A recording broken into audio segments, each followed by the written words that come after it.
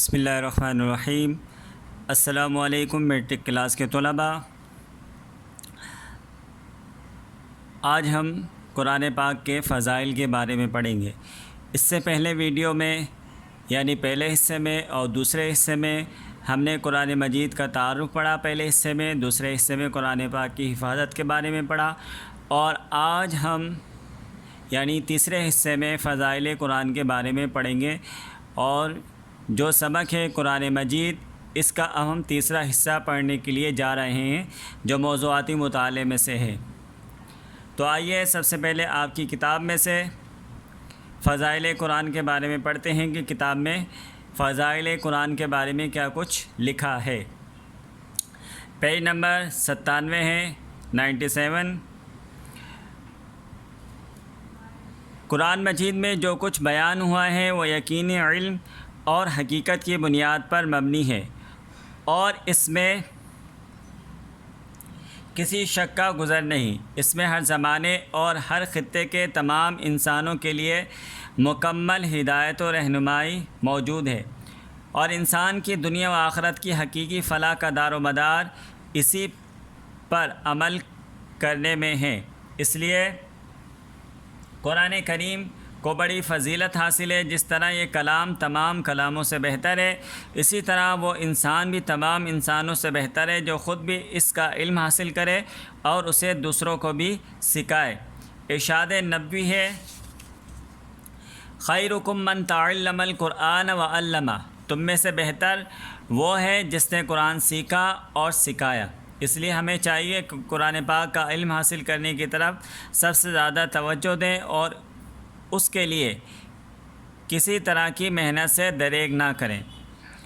قرآن کریم کی تلاوت بڑی نیکی ہے، اس کے ایک ایک حرف کی تلاوت پر 10 نیکیاں ملتی ہیں۔ اس پر عمل کے نتیجے میں اللہ تعالیٰ دنیا اور آخرت دونوں میں عزت و سرفرازی عطا فرماتا ہے۔ اس سے منہ پھیرنے والے ذلیل و خوار ہوتے ہیں۔ تاریخ گواہ ہے کہ مسلمان جب تک قرآن کی تعلیمات پر عمل پیرا رہے دنیا میں غالب رہے۔ جب انہوں نے اس کی طرف سے غفلت برتی تو عزت و سربلندی سے محروم ہو گئے۔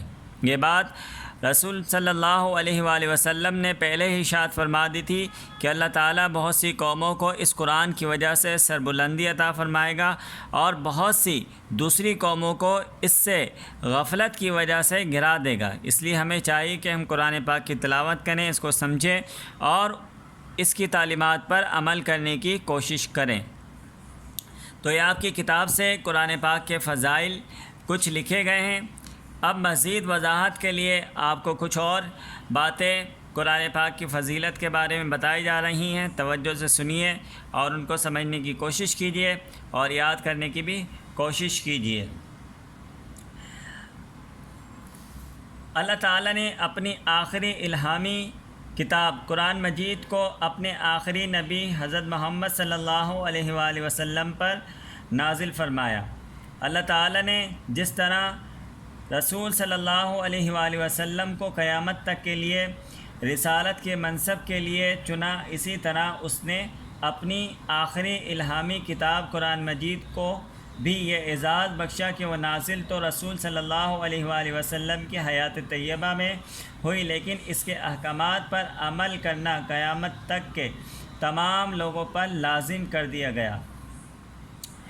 اس کامل ترین کتاب قرآن مجید کے بارے میں خود اللہ تعالیٰ نے ارشاد فرمایا، اِنَّ هَذَا الْقُرْآنَ يَهْدِي لِلَّتِي هِيَ أَقْوَمُ، بلا شبہ قرآن سب سیدھے راستے کی نشاندہی کرتا ہے۔ قرآن سے چند آیات مندرجہ ذیل آپ کو اور باتیں بتائی جاتی ہیں کہ اللہ تعالیٰ کا ارشاد ہے، اے لوگو تمہارے پاس تمہارے رب کی طرف سے نصیحت آئی اور شفا دلوں کے روگ بیماری کی اور ہدایت و رحمت ہے مسلمانوں کے لیے۔ ایک اور جگہ پہ اللہ تعالیٰ نے قرآن پاک کی فضیلت کے بارے میں ارشاد فرمایا، لو انزلنا هذا القرآن على جبل لرأيته خاشعا متصدعا من خشیۃ اللہ۔ سورہ حشر ہے، اگر ہم اس قرآن کو کسی پہاڑ پر نازل کرتے تو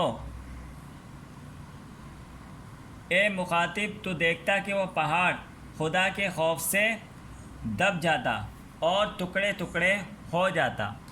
یہ قرآن پاک کی فضیلت کے بارے میں قرآن پاک کی آیت ہے۔ مزید آگے بڑھتے ہیں اور قرآن پاک کی کیا فضیلت بیان ہوئی ہے اس کو سمجھتے ہیں۔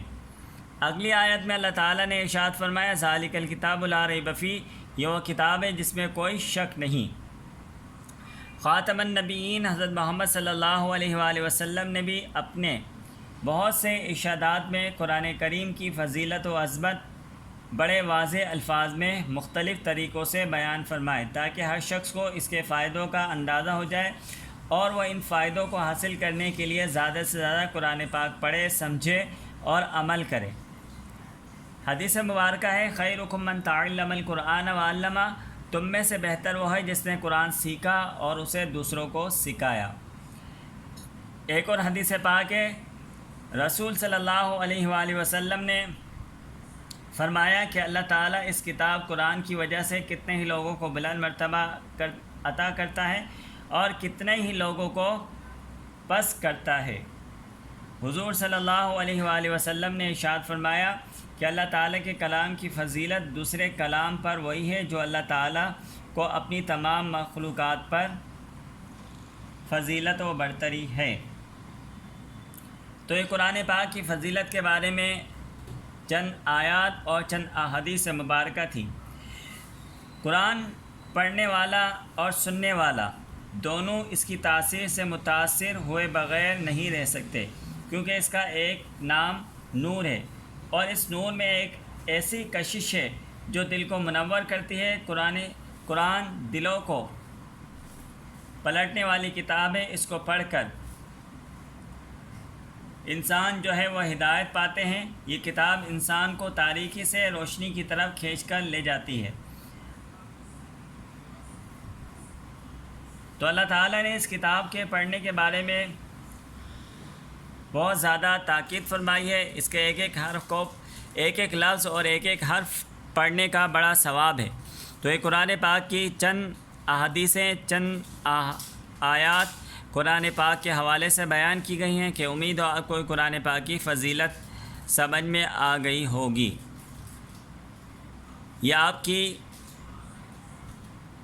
قرآن پاک کی فضیلت کے بارے میں تیسرا حصہ تھا۔ پہلے حصے میں آپ کو بتایا گیا تھا شروع میں ہی کہ تعارف بیان ہوا، دوسرے حصے میں حفاظت قرآن کے بارے میں بیان کیا گیا اور تیسرے حصے میں قرآن پاک کے فضائل بیان کیے گئے ہیں۔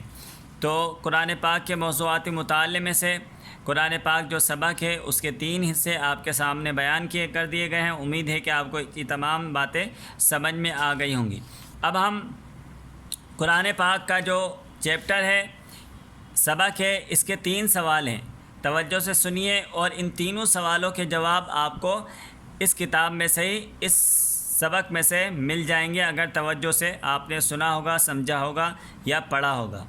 پہلا سوال ہے قرآن مجید کا مختصر تعارف بیان کریں، تو وہ آپ کو تعارف بیان کیا گیا تھا۔ دوسرا سوال ہے قرآن حکیم کی حفاظت کے بارے میں آپ کیا جانتے ہیں، بیان کیجئے، وہ بھی آپ کے سامنے بیان کر دیا گیا، کتاب سے بھی اور الگ سے بھی سمجھا دیا گیا۔ فضائل قرآن پر نوٹ لکھیے، یہ آپ کے سامنے ابھی کچھ دیر پہلے بیان کی گئی ہیں تمام چیزیں۔ تو امید ہے کہ ان تینوں سوالوں کے جواب بھی آپ کو تینوں حصوں میں سے مل جائیں گے اور اس کو سمجھیے، سنیے، پڑھیے اور یاد کرنے کی کوشش کیجیے اور اپنے نوٹ بھی جلد سے جلد حاصل کرنے کی کوشش کیجیے اور یاد کیجیے تاکہ آپ کو یاد کرنے میں آسانی ہو جائے۔ جتنا جلد اپنے کام کو مکمل کریں گے تو اتنا ہی آپ کے لیے آسانی ہوگی اور یاد کرنے میں اور سمجھنے میں دشواری کوئی پیش نہیں آئے گی۔ شکریہ، تھینک یو۔